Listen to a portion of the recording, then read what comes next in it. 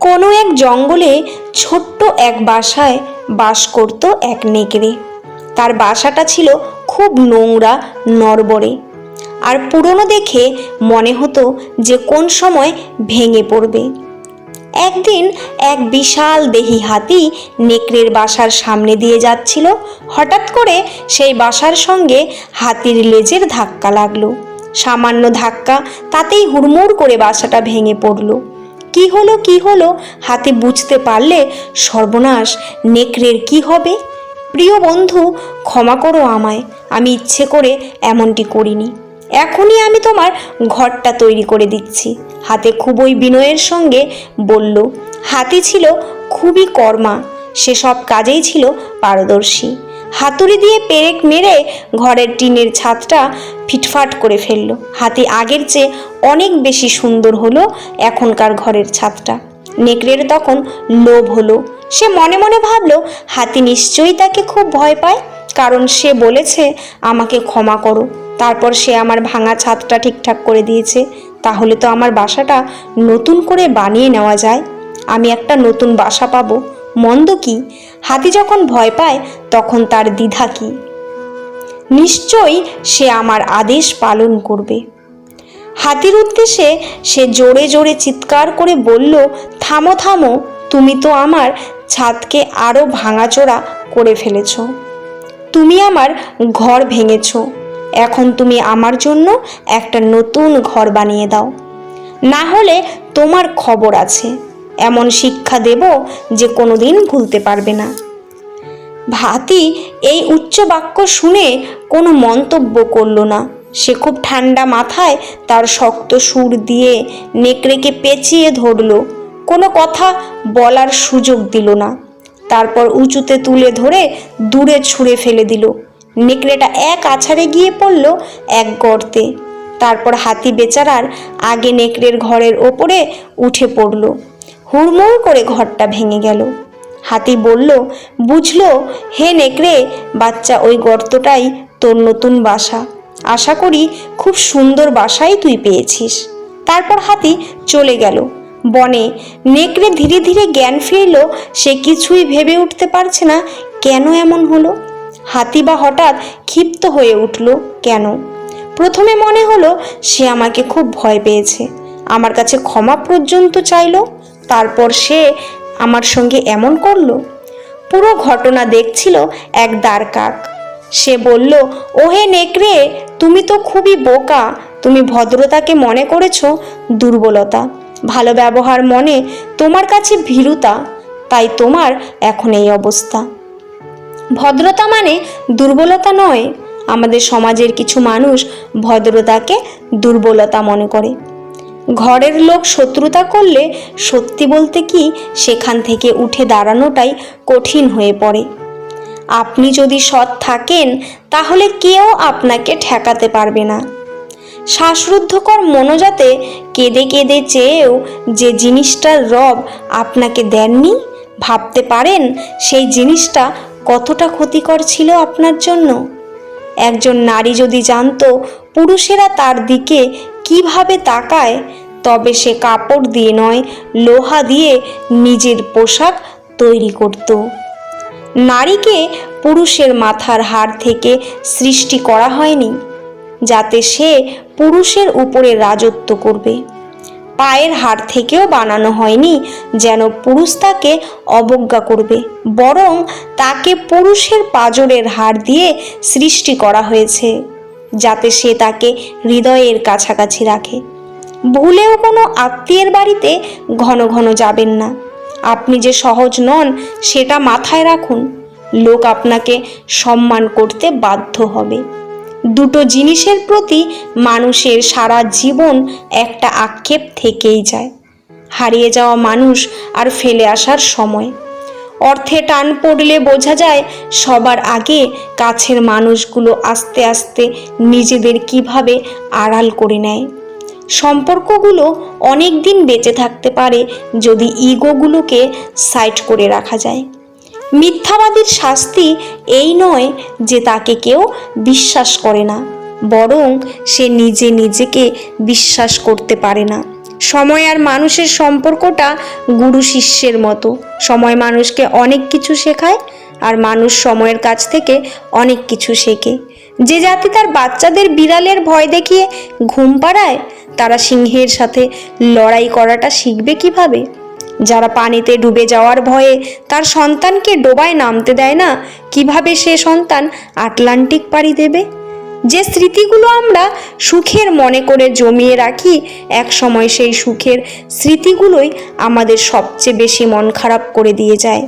কোনো কিছুর ওপর খুব বেশি আশা করতে নেই। আশা ভাঙার কষ্ট প্রচণ্ড বেদনাদায়ক। শত্রুর আঘাতের চেয়েও বেশি যন্ত্রণাদায়ক প্রিয়জনের অবহেলা। রাতে ঘুমানোর পূর্বে দিনের সমস্ত পাপের জন্য ক্ষমা চেয়ে নিন, কেননা এই রাতেই হতে পারে আপনার জীবনের শেষ রাত। এই কথাটা মনে রাখলে আপনি কখনো অহংকার করবেন না। মন বোঝার ক্ষমতা সবার থাকে না। ঈদে সবাই নতুন পোশাক পেলে খুশি, আর পরিবারের দায়িত্বশীল পুরুষেরা সবার মুখে হাসি ফোটাতে পারলেই খুশি।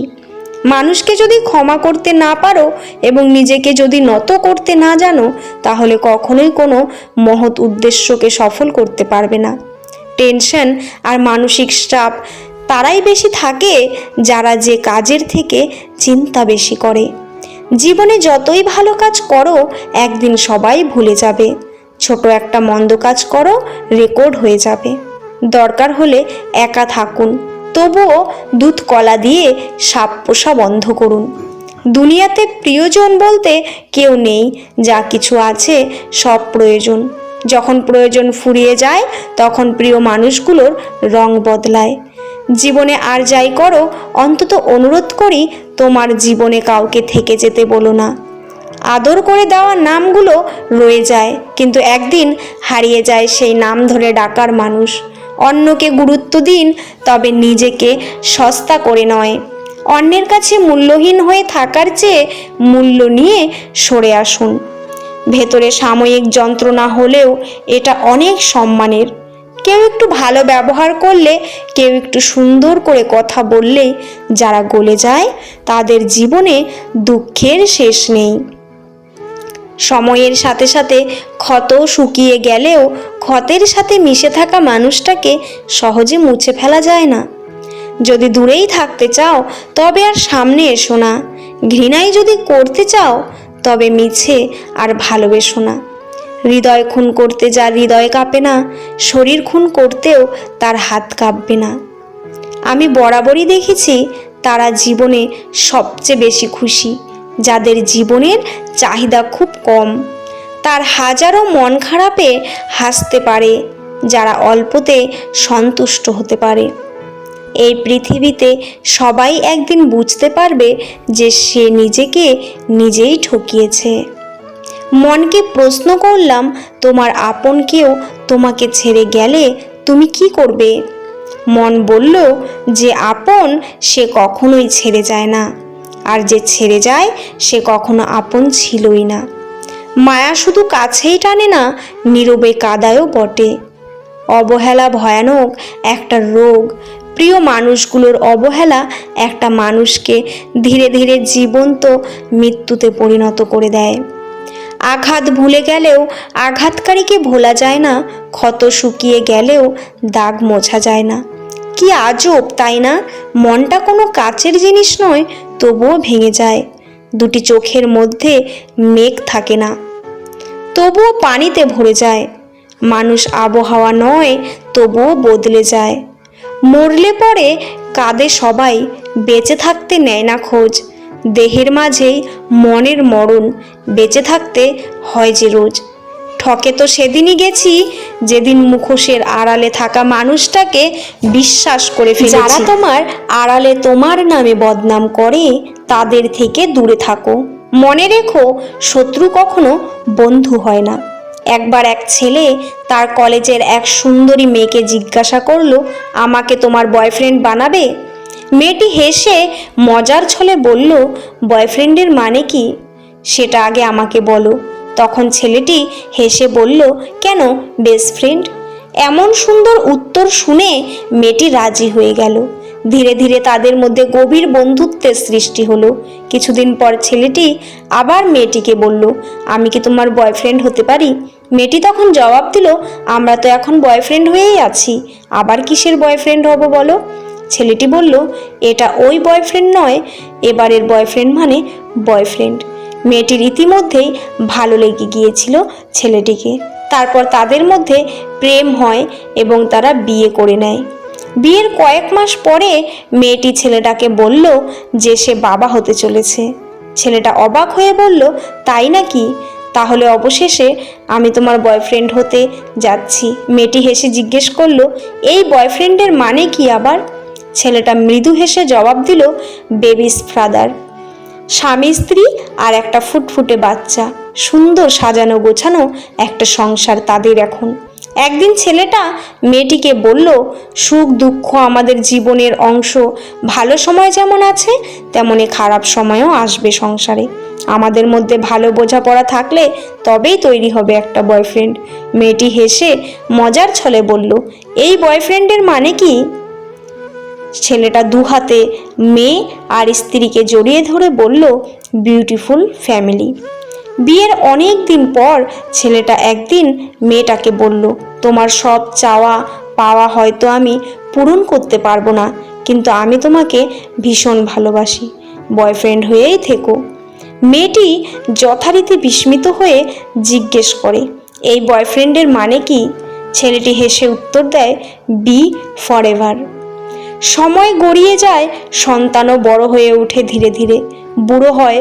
স্বামী স্ত্রী একদিন বসে আছে, স্ত্রীর হাত ধরে স্বামী বলল, আমি জানি না স্বামী হিসেবে তোমার প্রতি এবং বাবা হিসেবে সন্তানের প্রতি কতটুকু দায়িত্ব পালন করতে পেরেছি। আমি যদি আর এই শয্যা থেকে উঠতে না পারি তাহলে তুমি আমাকে ক্ষমা করে দিও।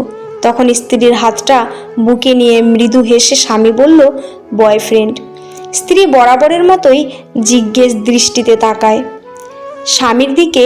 আমি তখন বলল, এই বয়ফ্রেন্ডের মানে বাই ফরএভার। স্ত্রীর চোখে অশ্রু এসে যায়। হঠাৎ প্রথমবার বয়ফ্রেন্ড বলার মুহূর্তটি মনে পড়ে যায় তার। এরপর বৃদ্ধ মারা গেল। ছেলেও জীবিকার টানে থাকে বহু দূরে, কিন্তু বৃদ্ধ মেয়েটি এই সংসারের টান ছেড়ে কোথাও যেতে পারে না। দক্ষিণ পূর্ব দিকের জানালাটা খুললেই গাছের ফাঁক দিয়ে বৃদ্ধের কবরটা দেখা যায়। একদিন সেদিকে তাকিয়ে বৃদ্ধ মেয়েটি ফিসফিস করে বলল, শুনছো, তোমার পাশের কবরটা তৈরি হয়ে গেছে, আমি শীঘ্রই আসছি, তোমার বয়ফ্রেন্ড হয়ে থাকবো চিরদিনই। ও হ্যাঁ, এই বয়ফ্রেন্ডের মানে বলে দিই, বিসাইড ফরএভার। সিনেমাতে নায়ক নায়িকার বিয়ে হলেই সিনেমা শেষ, আর বাস্তবে বিয়ে হলেই শুরু হয় সিনেমা। টাকার সাথে সুখের কোনো সম্পর্ক নেই, যদি থাকতো তাহলে সুখ বাজারে বিক্রি হতো। যে আপনাকে পাত্তা দেবে না আপনিও তাকে পাত্তা দেবেন না, সে যত বড় আর বিখ্যাত মানুষই হোক না কেন। মনে রাখবেন, আপনার পৃথিবীতে আপনি রাজা, আর যে আপনাকে আপন ভাবে আপনিও তাকে আপন করে নিন। মানুষ দুটো সময় চুপ থাকে, যখন তার কথা বলার কিছু থাকে না, যখন তার কিন্তু সে বলতে পারে না। যে সময়টা মানুষটা আপনার পরিস্থিতিতে বিন্দুমাত্র শূন্যতা অনুভব করে না, সেই মানুষটা আপনার জীবনে না থাকলেও যেন কোনো আপত্তি না হয়।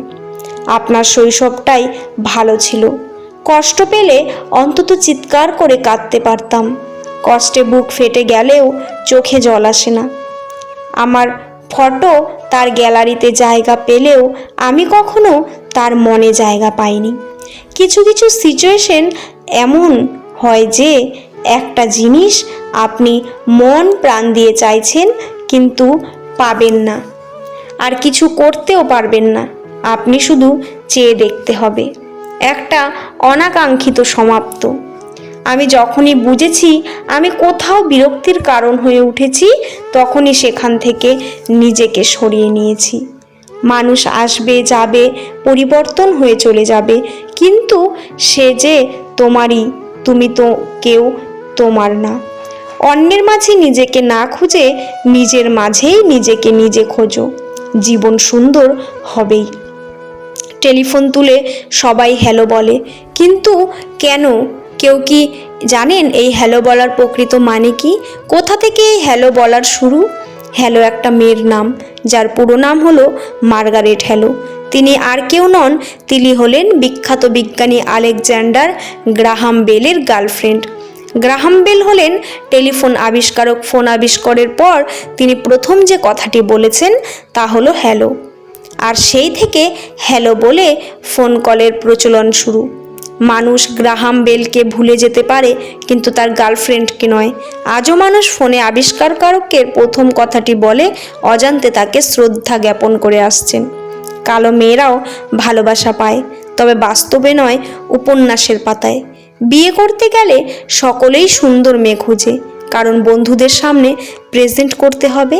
কালো হলে মান সম্মান থাকবে না। প্রেম করতে গেলে প্রেমিকা সুন্দরী হওয়া চাই। একটা সুন্দর মেয়ের চরিত্রে হাজারটা দাগ থাকলেও কোনো সমস্যা নেই।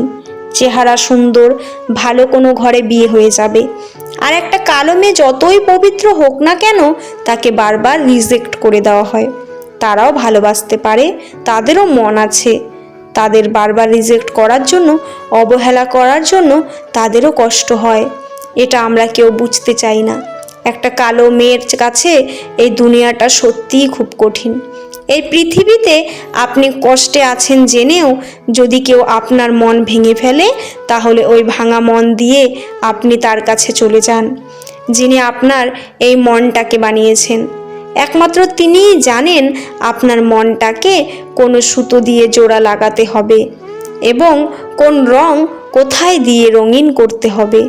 যখন কেউ খুব সাধারণ মানুষকে দেখেও ভয় পেয়ে যায়, তখন বুঝে নিতে হবে কেউ একজন খুব যত্ন করে তার হৃদয়টাকে ভেঙেছে।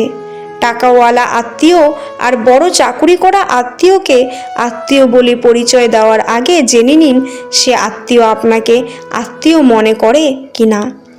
নারীরা নারী দ্বারাই বেশি নির্যাতিত হয়, যেমন বউ, শাশুড়ি, ভাবি, ননদ, যা। দুজনের চাওয়াটা যদি একই হয়, তবে পাওয়াটাও অসম্ভবের কিছু না। কোনো কিছু পেয়ে হারানোর থেকে একেবারে না পাওয়াই ভালো। সৃষ্টিকর্তা কিছু ছিনিয়ে নিলে তার চেয়ে দ্বিগুণ ভালো কিছু ফিরিয়ে দেন। মুখোশের আড়ালে যারা নিজেকে ভালো মানুষ দাবি করে, তাদের সাথে না মিশলে বুঝতেই পারবেন না তারা কতটা নিকৃষ্ট আর খারাপ মনের মানুষ। অকৃতজ্ঞ মানুষগুলো চেনা খুবই কঠিন, কারণ এরা অভিনয়ে উস্তাদ। প্রয়োজনে পা ধরতে পারে, আবার সেরে গেলে বুকে ছুরি বসাতে দ্বিধাবোধ করে না। ভিডিওটি ভালো লাগলে চ্যানেলটি সাবস্ক্রাইব করে পাশে থাকা বেল আইকনটি প্রেস করে দেবেন। পুরো ভিডিওটি দেখার জন্য আপনাদের অসংখ্য অসংখ্য ধন্যবাদ। ভালো থাকবেন, সুস্থ থাকবেন। আবার একটি ভিডিওর সঙ্গে দেখা হবে। ধন্যবাদ।